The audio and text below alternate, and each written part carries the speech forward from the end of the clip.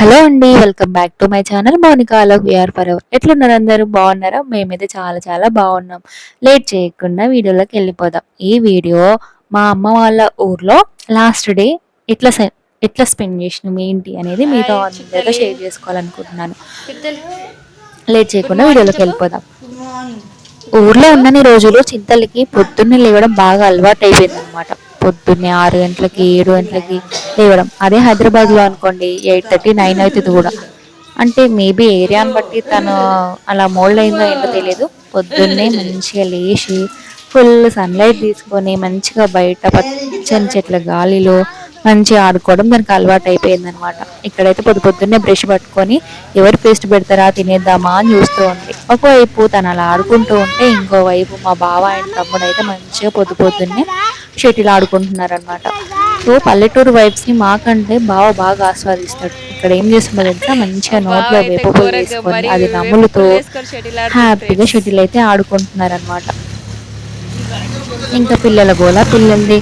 అసలు మనం ఎంత కంట్రోల్ చేసినా ఏమొద్దన్నా వాళ్ళు అదే చేస్తూ ఉంటారు, అక్కడే ఆడుతూ ఉంటారు. తెలిసిందే కదా, ఇసుకలో ఆడుతూనే ఉన్నారు పొద్దున్న వేసిన కాడ నుంచి. ఆకలి లేదు, తినాలని లేదు, తినడానికి పిలవాలి, అసలు ఫ్రెష్ అప్ చేయడానికి పిలవాలి, ఇదే అనమాట. సో పొద్దున్నే ఇసుకలో ఆడిన తర్వాత ఇట్లా మళ్ళీ బండ్ల మీద కూర్చొని నేను డ్రైవ్ చేస్తాను నువ్వు డ్రైవ్ చేయి అని చెప్పేసి కొద్దిసేపు ఆడుకొని ఆ తర్వాత షటిల్ కోసం ఫైటింగ్ చేసి అబ్బో ఎంత చెప్పినా తక్కువేనండి పిల్లల గొడవ అట్లా అయిపోయింది అనమాట. సో ఓవైపు వీళ్ళైతే మంచిగా ఎంజాయ్ చేస్తుంటే నేను బ్లాగ్ షూట్ చేస్తూ ఉన్నాను. లోపల జరిగే పనులు జరుగుతూనే ఉన్నాయన్నమాట. సో ఆ రోజు సండే, మేము హైదరాబాద్ వచ్చిన రోజు సండే కాబట్టి ఇంకా ఏదో స్పెషల్ ఉండాలి కదా. మా కోసం నాన్న అయితే చేపలు తెప్పించాడు అనమాట. సో ఆ చేపల్ని తమ్ముడు అమ్మ కలిసి మంచిగా క్లీన్ చేసారు. ఇక్కడ చేపల పులుసు కోసం చిన్నమ్మ అయితే ప్రిపేర్ చేస్తూ ఉంది. సో ఇట్లా ఊరికి వచ్చినప్పుడు లేకపోతే సిటీలో ఉన్నాను కూడా ఈ ఊరు స్టైల్ రెసిపీస్ ఎంతమంది ట్రై చేస్తారు చెప్పండి. ఆ టేస్ట్ అసలు వేరే లెవెల్. మనం ఇక్కడ ఉండి చేసిన అదే ప్రాసెస్ అంత టేస్ట్ అయితే రాదు పక్క.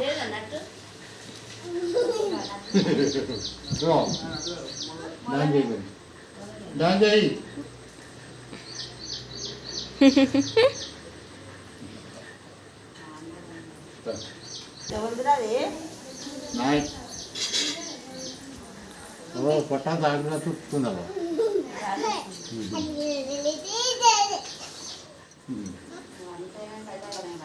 అడుగు తెస్తాం, మేము ఇక్కడ ఆడుకుంటున్నాం.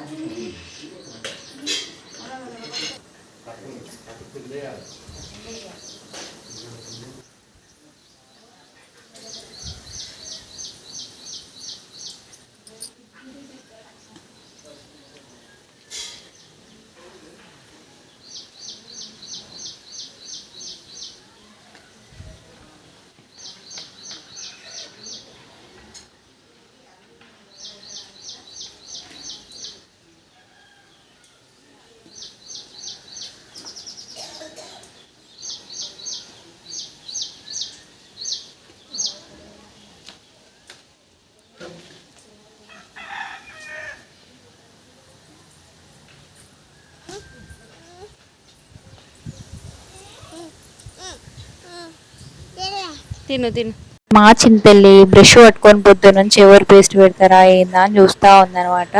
ఫైనల్లీ తాతయ్య దొరికేశాడు. హ్యాపీగా ఇంకా పేస్ట్ పెట్టించేసుకొని పక్కకి వెళ్ళిపోయింది. ఇట్లా ఊర్లో ఉంటే పొద్దున్నే ఛాయ్ తాగిపోతే మనసున పట్టదు. ఆల్రెడీ ప్రీవియస్ వీడియోలో చెప్పిన కదా. అట్లనే ఇంకా ఓవైపు అయితే ఛాయ్ అవుతా ఉంది. ఇంక ఇక్కడైతే పులుసుకి కావాల్సిన ప్రిపరేషన్స్ అన్నీ చేస్తూ ఉంది మా చిన్నమ్మ. ఇక్కడ ఇంకా జీలకర్ర మెంతులు మంచిగా ఫ్రై చేసుకొని వాటిని రోట్లో దంచాలి అని ప్రిపేర్ చేస్తూ ఉంది. ఆ రోజు సండే కాబట్టి అప్పటికే చింతలకి ఫుల్ నెయిల్స్ పెరిగిపోయి గుచ్చుకుంటా ఉంది. అందుకని ఇక్కడైతే అక్క తనకి నెయిల్స్ తీస్తూ ఉంది. ఓ పక్కన అమ్మమ్మ అయితే గోరువెచ్చని నీళ్ళు తాగుతూ ఉందన్నమాట పడిగడుపున. మార్నింగ్ కనుక స్టార్ట్ అయిన చింతల్లి బ్రషింగ్ కంటిన్యూ అవుతానే ఉంది. ఎవరినో ఒకరిని పట్టుకోవడం, పేస్ట్ పెట్టమని అడగడం, ఇలా కొనసాగుతూ ఉందన్నమాట.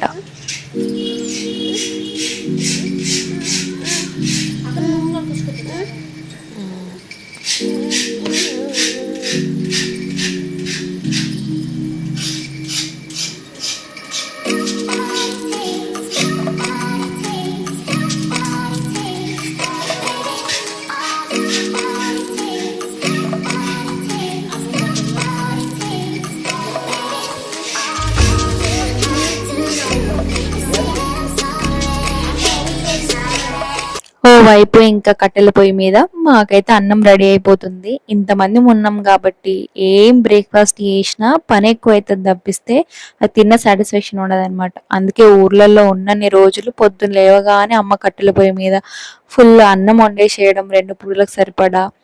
ఇంకేదో ఒకటి కర్రీ చేసేసుకోవడం. మోస్ట్లీ మేము వెళ్ళామంటే స్పెషల్సే ఉంటాయి. ఆల్రెడీ మీకు ప్రీవియస్ వీడియోలో చెప్పినా కదా. ఇక్కడైతే ఇంకా మంచిగా పులుసు కోసం అన్ని రెడీ అయిపోతున్నాయి అనమాట.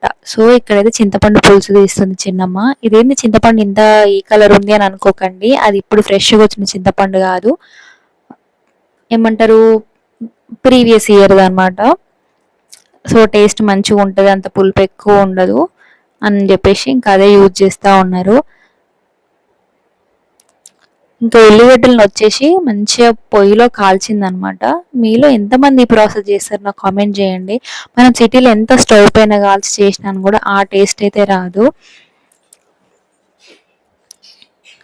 ఇంకా అట్లా మంచిగా ఒక 2-3 సార్లు అటు ఇటు తీసిన తర్వాత దాంట్లో ఉన్న చెత్త అంతా తీసేసి మన చింతపండు పులుసు అయితే ఒక బౌల్లోకి తీసేసుకుంది అనమాట చిన్నమ్మ. ఆ తర్వాత దాంట్లోకి ఉప్పు, కారం, ఇంకా అల్లం వెల్లుల్లి పేస్ట్ ఇవన్నీ కూడా యాడ్ చేసేసి డైరెక్ట్ పొయ్యి మీద పెట్టేసేయడమే అంట.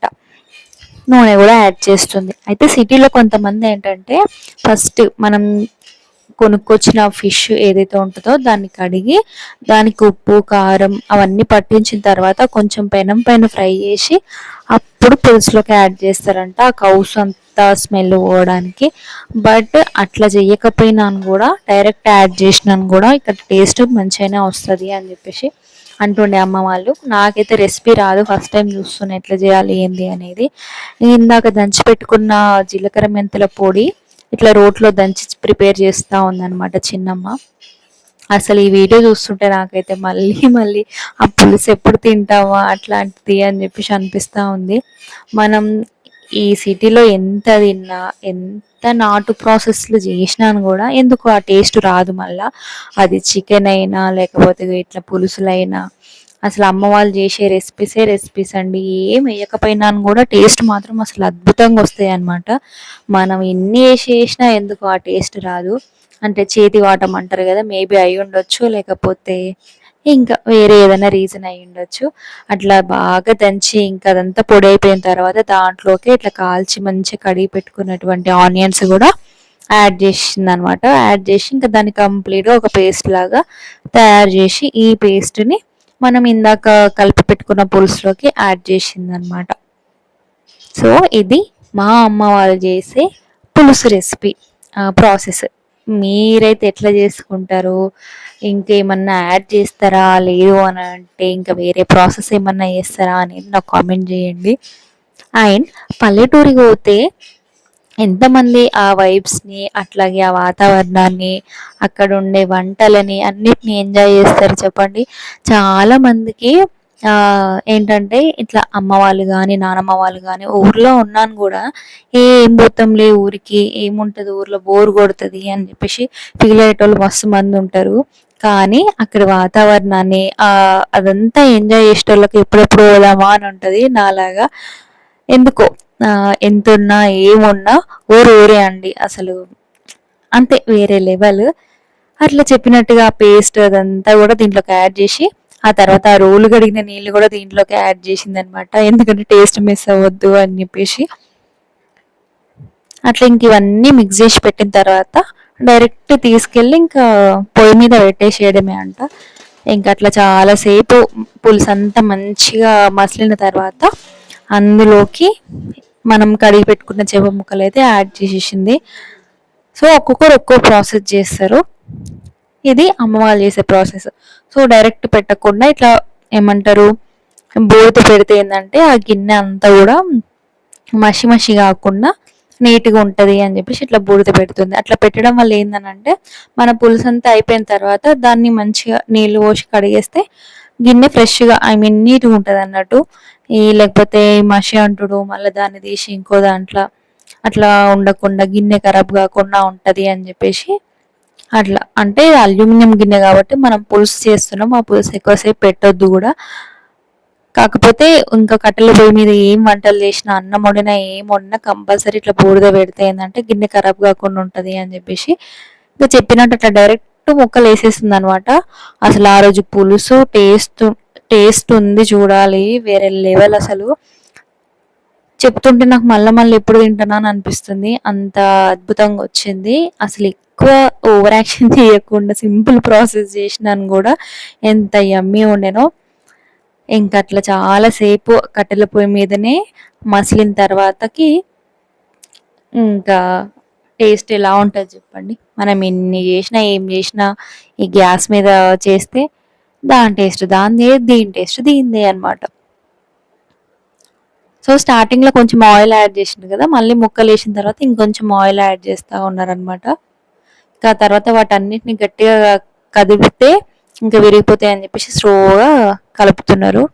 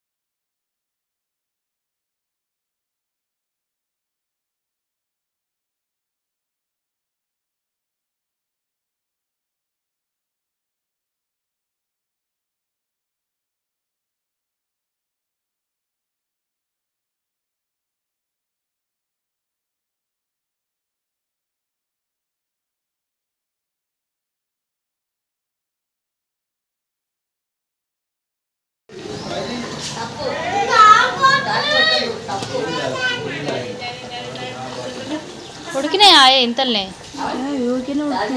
అవునా? తెచ్చుకోపోతాయి. అవునా?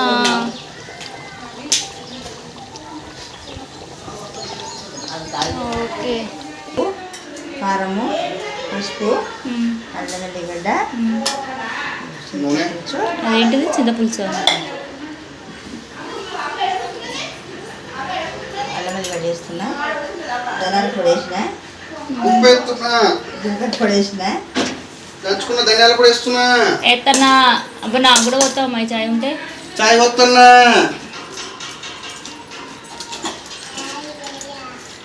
మిక్స్ చేసుకుంటున్నా. అది వేసి నూనె పోసిన, అల్లం ఎల్లిగడ్డ వేసిన, నూనె అంటే పోసినావా? నూనె వేయాలి. ఇలా నూనె అంటే పోతారా?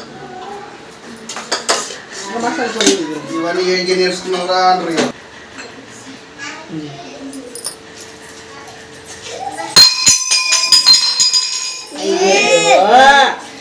ఇక్కడ ఏంటంటే ఇందాక చెప్పిన కదా, తమ్ముడు అమ్మ కలిపి ఇంకా చేపలన్నీ క్లీన్ చేసిరని. సో ఇంకా చెల్లి స్మెల్ వస్తుంది అని చెప్పేసి అంటే తమ్ముడు ఇంకా ఏడిపిస్తున్నాడు అనమాట. ఇంకా అట్లా కొద్దిసేపు ఫన్ అయిపోయిన తర్వాత ఇక్కడ ఇంకా ఇంకొన్ని చేప ముక్కలు ఉంటే అవన్నీ కూడా ఫ్రై చేద్దాము అని చెప్పేసి ఇట్లా అమ్మ మసాలా అంతా ప్రిపేర్ చేసి ఇంకా వాటికైతే పట్టిస్తూ ఉంది. ఆ లోపు మన చేపల పులుసు అయితే రెడీ అయిపోయింది. ఇంకా దాన్ని ఇట్లా చాలా మెల్లగా సుతారంగా ఇంకో గిన్నెలోకి తీస్తా ఉందన్నమాట చిన్నమ్మ. ఎందుకంటే అది అల్యూమినియం గిన్నె, పులుసు కాబట్టి.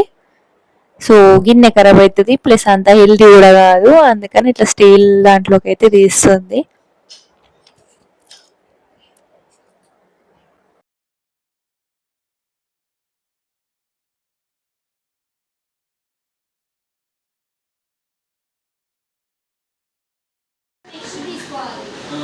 మీరు చూస్తుండండి, మీకు అర్థమవుతుంది గేమ్.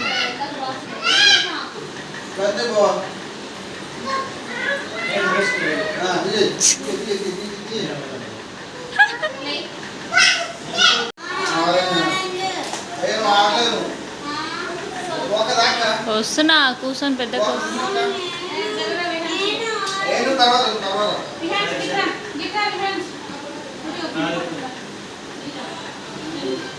ఇంకా ఈ గ్యాప్ లో కొన్ని గేమ్స్ ఆడుకుందామని ప్లాన్ చేసి అవేవి వర్కౌట్ కాక ఇక మ్యాగ్నేట్ చేసి పెట్టిన చేప ముక్కలన్నిటిని తమ్ముడైతే ఫ్రై చేస్తూ ఉన్నాడు.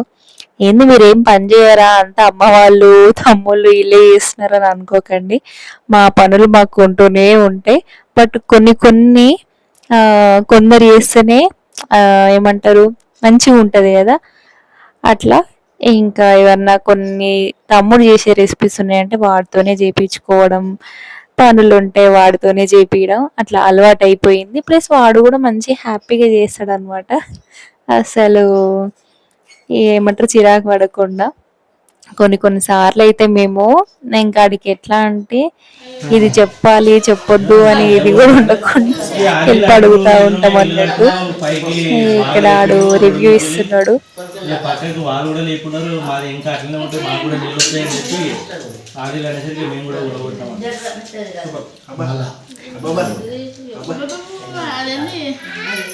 భావిస్తా చూడు ఇప్పుడు రివ్యూ.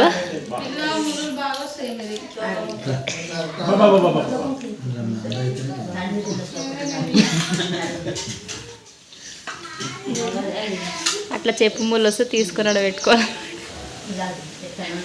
మా చెల్లి.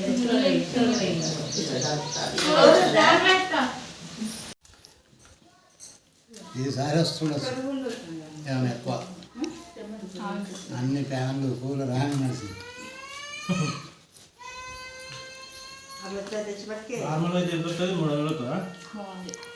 ఇంకా 300, 350, 250 ఇట్లా 250. బాగుందని చెప్పు. అమ్మమ్మ చూడే ఇట్లా చెప్పు చేయితో. మంచిగా చెప్పు.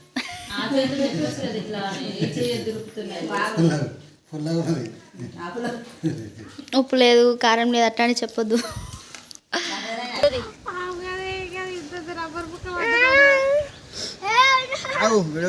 ఆడుకుంటారు. కప్పుదాం, పిన్ని కప్పుదాం. పిన్ని దీనిలో దాచిపెడదాము, దాచిపెట్టిన తర్వాత ఎత్తుకాల మీరు కట్టతో ఇట్లా గెలుపుకుంటా.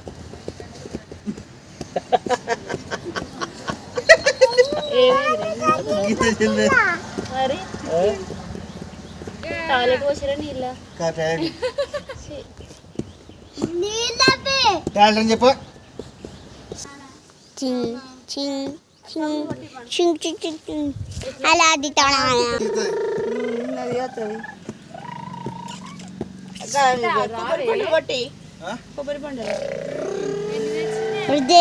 పొట్టడా మమ్మీ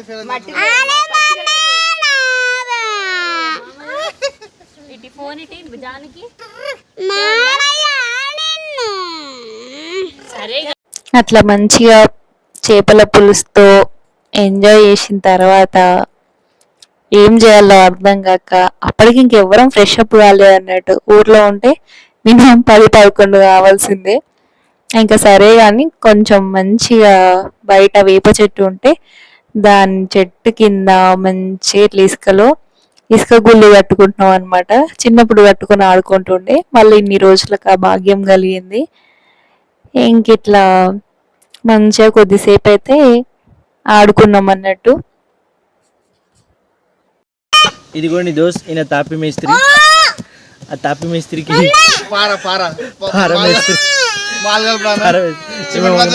ఈమె మాలు కలుపుతుంది. వీళ్ళిద్దరు పిల్లలు, వీళ్ళిద్దరు మేమేం చేసినా వాళ్ళేం చేసినా ఈ పిల్లల ఫైటింగ్లో మాత్రం అసలు ఆగవు.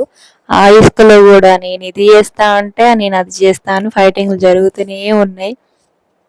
వాడు మా బొమ్మది హీస్ బ్యాచులర్. ఎవరైనా పిల్లు ఉంటే చూడండి. ఫుల్ ఆస్తి ఇట్లనే మట్లాడుతుంటాడు గంతైన పని, ఇంకేం లేదు. ఫుల్ ఆస్తి 15 ఎకరాలు ఉంది, ఒక 5 ఎకరాల తోట ఉంది, 10 ఎకరాలు ఊరి ఉంది. ఇంకేం కావాలా? అది కోయనికే సరిపోతుంది దానికి.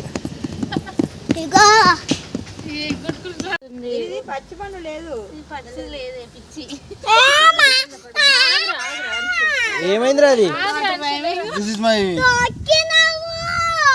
ఏమైంది? నేను నొక్కలే, నువ్వు ఇది అక్కది.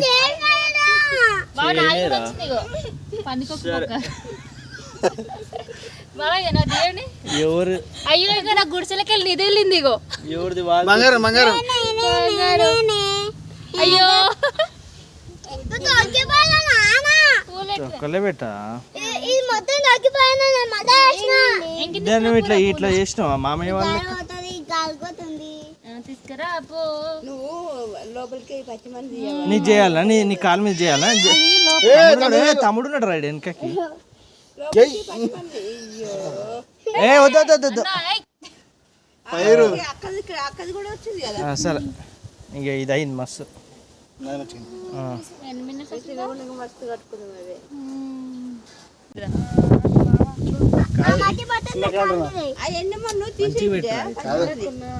అట్లా చాలా సేపు ఆడుకొని ఇసుకలో, ఆ తర్వాత ఇంకా పిల్లల్ని ఫ్రెష్ అప్ చేసి మేము ఫ్రెష్ అప్ అయ్యి ఆ తర్వాత ఊర్లో ఫంక్షన్ ఉండే అటెండ్ అయ్యి ఆ తర్వాత హ్యాపీగా మళ్ళీ అమ్మ వాళ్ళ ఇంట్లో సాయంత్రం ఒక చాయ్ తాగి హైదరాబాద్కి అయితే రిటర్న్ అయినాం అనమాట. ఇంతటితో మా సమ్మర్ హాలిడేస్ సమాప్తం. అలాగే మా ఏమంటారు విలేజ్ వ్లాగ్స్ కూడా సమాప్తం. హోప్ మీ అందరికీ ఈ వీడియోస్ నచ్చినాయని అనుకుంటున్నాను. నచ్చితే లైక్ చేయండి, షేర్ చేయండి, అలాగే కామెంట్ చేయండి. Thank you so much for watching.